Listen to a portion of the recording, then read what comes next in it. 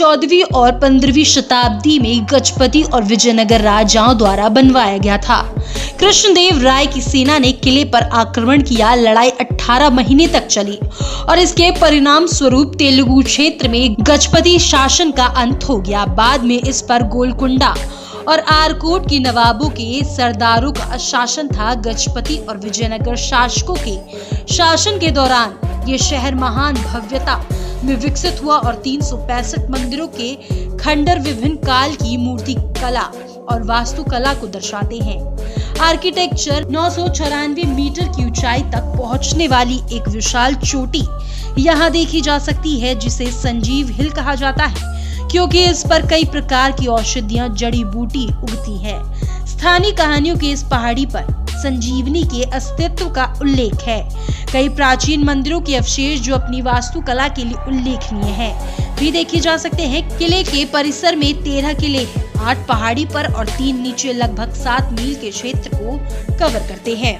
गिंगी किला तमिलनाडु में गिंगी किला यानी सेंजी किला तमिलनाडु भारत में जीवित किलों में से एक है। ये राज्य की राजधानी चेन्नई से 160 किलोमीटर दूर विल्लुपुरम जिले में स्थित है और केंद्र शासित प्रदेश पुडुचेरी के करीब है। ये स्थल इतना मजबूत है कि मराठा राजा छत्रपति शिवाजी ने इसे भारत में सबसे अभेद्य किले के रूप में स्थान दिया है और इसे अंग्रेजों द्वारा पूर्व का ट्रॉय कहा गया।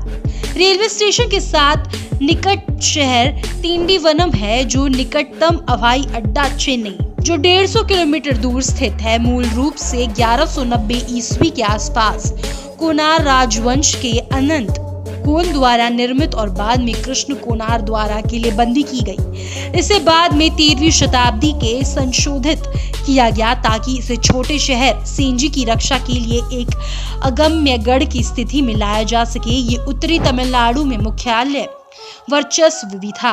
किले को किसी भी हमलावर सेना को रोकने के लिए एक रणनीतिक स्थान के रूप में बनवाया गया था। एक खाते के अनुसार किले को 15 से 16वीं शताब्दी के दौरान और मजबूत किया गया था, जो इसके लेफ्टिनेंट थे और जो बाद में स्वतंत्र राजा बने। 1677 ईस्वी में छत्रपति शिवाजी के नेतृत्व में मराठों के लिए सूबेदार हरजी राज महादिक द्वारा स्वराज्य के लिए किला जीत गया था। बीजापुर सुल्तानों, मुगलों, कर्नाटक नवाबों, फ्रेंच और अंग्रेजों ने 1761 में किला राजा तेज सिंह के साथ निकटता से जुड़ा हुआ है, जो कि आरकोट के नवाब के खिलाफ असफल रूप से विद्रोह किया और अनंत एक युद्ध में अपनी जान गंवा दी।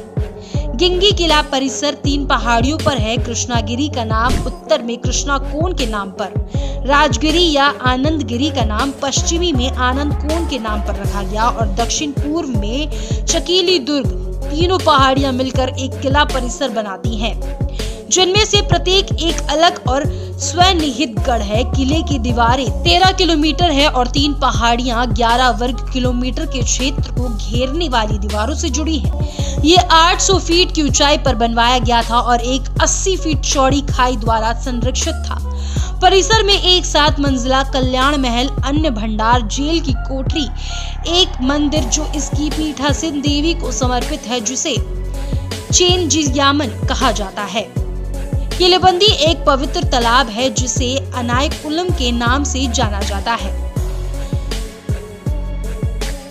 थिरुमयम किला थिरुमयम किला भारत के तमिलनाडु के पुदुकोट्टई जिले के कराकुंडी राजमार्ग के थिरुमयम शहर से एक 40 एकड़ चौड़ा किला है। इसका निर्माण 1687 में रामनाथ के राजा विजय रघुनाथ सेतुपति द्वारा किया गया था। बाद में किले को उनके साल रघुनाथ राय तोडीमन को सौंप दिया गया। 2012 में भारतीय पुरातत्व सर्वेक्षण द्वारा किले का बड़े पैमाने पर जीर्णोद्धार किया गया। कहा जाता है कि किला मूल रूप से अंगूठी किला था, जिसमें 7 संकेंद्रित दीवारें थी। अब केवल 4 जीवित हैं। किले का निर्माण गुणवत्ता है, क्योंकि किले के निर्माण के लिए ईंटों के साथ साथ पत्थर के छोटे छोटे ब्लॉकों का उपयोग किया गया था। एक उत्तर में, दूसरा दक्षिण में और तीसरा पूर्व में। दक्षिणी और हनुमान शक्ति गणपति करूपर को समर्पित है।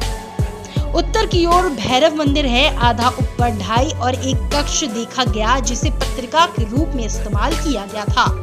तो कैसा लगा आपको हमारा ये वीडियो? लाइक करके और कमेंट सेक्शन में जरूर बताएं।